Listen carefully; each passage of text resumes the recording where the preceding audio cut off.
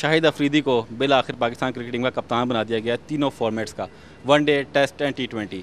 सबसे पहले इस डिसीजन को आप कैसा देख रहे हैं? पाकिस्तान के पास चॉइसेस क्या थी?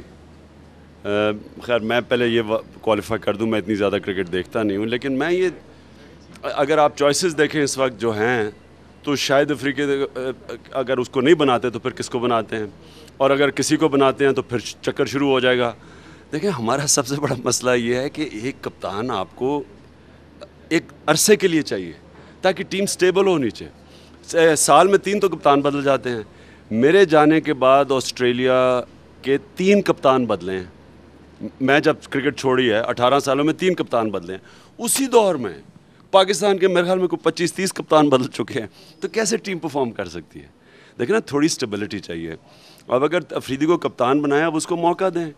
ज़्यादा से ज़्यादा फेल हो जाएगा, लेकिन मौका तो दें उसको। अगर वो टेस्ट क्रिकेट नहीं खेला तो नज़र आ जाएगा, अगर वो क्या हो सकता है वो मैच्योर हो गया हो, इम्प्रूव कर गया हो। लेकिन अगर आपने या तो, और मैं ये भी नहीं समझता कि डिफरेंट फॉर्मेट्स के डिफरेंट कैप्टन हो, अगर वो कप्तान अच्छा है तो वो हर फॉर्मेट में कामयाब होगा। अगर रिकी पॉन्टिंग चाहे तो वो हर फॉर्मेट में कामयाब हो सकता है। वो और बात है कि वो थक गया, वो रेस्ट करना चाहता है। अच्छा कप्तान 2020 में भी कामयाब होगा और टेस्ट क्रिकेट में भी कामयाब होगा। लेकिन अच्छे कप्तान का पता तब चलता है जब उसको मौका दें।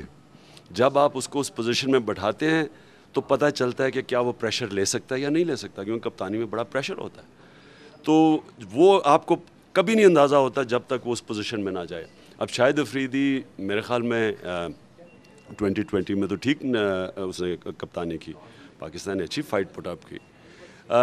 टेस्ट क्रिकेट में कैसा होता है ये अब देखेंगे। तो अभी से कह देना कि जी वो गलत हो गया, उसको मौका तो दें। ज़्यादा से ज़्यादा अगर वो फेल हो गया बदल देंगे, लेकिन मेरे ख्याल में उसको मौका मिलना चाहिए। खान साहब, आप सिर्फ पाकिस्तान के नहीं, टेस्ट क्रिकेट की हिस्ट्री में सबसे कामयाब कप्तान रहे। एक कामयाब कप्तान में क्वालिटीज़ क्या होनी चाहिए?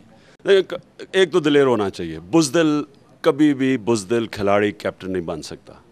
दूसरा, उसको उसकी इज़्ज़त करनी चाहिए टीम को, और वो तब करती है जब वो उसके फेवरेट्स नहीं होते, वो बड़ा मुनसिफाना टीम सेलेक्ट फेयर होता है टीम सिलेक्शन में।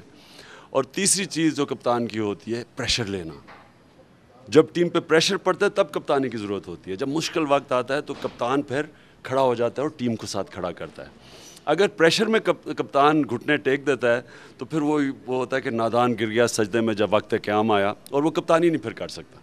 हाँ साहब, आप यूनुस खान के हमेशा से बहुत बड़े सपोर्टर रहे। यूनुस खान पर जब जमशेद दस्ती ने मैच फिक्सिंग के इल्ज़ाम लगाए, वो मुस्ताफ़ी हो गए, तब से उनका कैरियर बड़ा अजीब किस्म के मसाइल का शिकार रहा। फिर अब यूनुस खान पर पाबंदी लगा दी गई और अब उनको टीम में भी शामिल कर लिया गया। क्रिकेट बोर्ड का रवैया खिलाड़ियों के साथ ऐसा क्यों है? वो पहले पाबंदियाँ लगाते हैं, फिर टीम में वापस ले आते हैं। मोहम्मद यूसुफ को भी दबाव डाला जा रहा है। तो ये सब गड़बड़ क्या हो रही है? आप क्या तजवीज़ देंगे PCB को, या क्या कहेंगे ये क्या हो रहा है? मुझे एग्जैक्ट तो नहीं पता कि क्या एलिगेशंस थी और किस वजह से प्लेयर्स को सस्पेंड किया, क्योंकि मैं आउटसाइडर हूँ।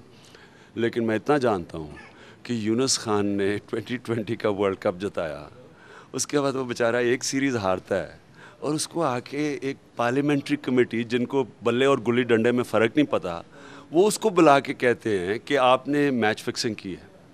वो, मैं आपको, शरीफ आदमी था यूनुस खान। मैं बार बार कहता हूँ मेरी तरह का आदमी होता तो शायद कुछ वहाँ ठुकाई करके जाता वहाँ से, क्योंकि ऐसे जिसको पता ही नहीं है क्रिकेट का, पहले तो उनका काम क्या है क्रिकेटर्स को क्रिकेट के अंदर इंटरफेयर करना।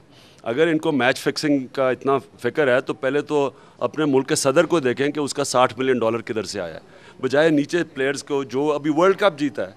और उससे, इसमें कोई शक नहीं कि उसको बड़ा असर हुआ है यूनुस खान को, और जो जिस हालात से वो गुजरा है, मेरी सारी सिंपथीज़ यूनुस खान के साथ है। आप ये भी बताइएगा कि मोहम्मद यूसुफ को टीम में लाने के लिए शाहिद अफरीदी बहुत कोशिशें कर रहे हैं। मोहम्मद यूसुफ बार बार यही इसरार कर रहे हैं कि वो टेस्ट क्रिकेट छोड़ चुके, वापसी नहीं करेंगे।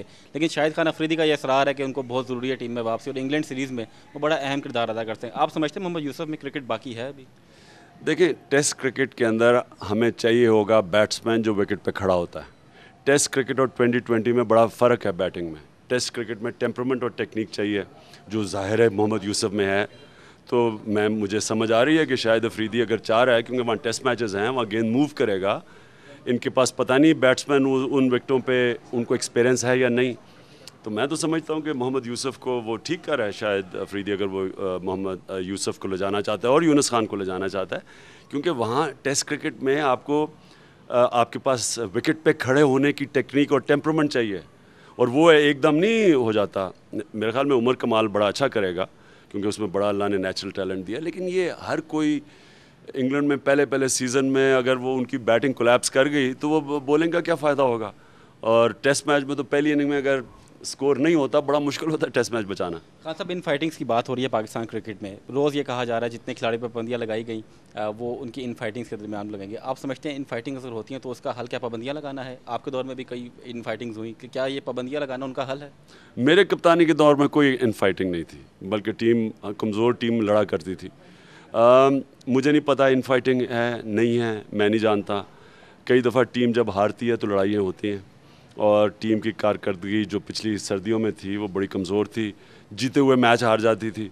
बल्कि दोनों सीरीज़ जीत सकती थी, न्यूजीलैंड में भी और ऑस्ट्रेलिया में भी बड़ी अच्छी पोजीशन में थी, और कोलैप्स कर जाती थी, मौके पे घुटने टेक देती थी। तो जब टीम ऐसी बुरी तरह हारे तो आपस में लड़ाइयाँ शुरू हो जाती हैं। लेकिन मैं नहीं जानता कि एग्जैक्टली क्या पॉलिटिक्स है, क्या हुआ है, क्या नहीं हुआ। तो मैं इसके ऊपर क्या कमेंट करूं, मुझे नहीं एग्जैक्टली नहीं पता कि क्या इन फाइटिंग थी या नहीं। आखिरी क्वेश्चन बिल्कुल आपसे करूंगा, आपके पास वक्त नहीं है इसके। वकार यूनुस और एजाज अहमद को टीम के साथ एज ए कोच रखा गया, क्या आप समझते हैं वकार यूनुस टीम की कारकर्दगी बेहतर करने में अहम किरदार अदा कर सकते हैं? देखिए, कोच का एक रोल होता है, और दोनों बड़े सीजन खिलाड़ी हैं, एजाज अहमद भी, वकार यूनुस भी। लेकिन ये उम्मीद लगानी कि कोच वो काम करेगा जो कैप्टन नहीं कर सकता, ये वो सिर्फ उम्मीद लगा सकते हैं जो क्रिकेट नहीं समझते। क्रिकेट के अंदर जो कैप्टन का रोल है वो किसी और स्पोर्ट में नहीं है। किसी गेम में वो किरदार नहीं है जो कैप्टन का क्रिकेट में होता है। तो आप अगर क्रिकेट का कैप्टन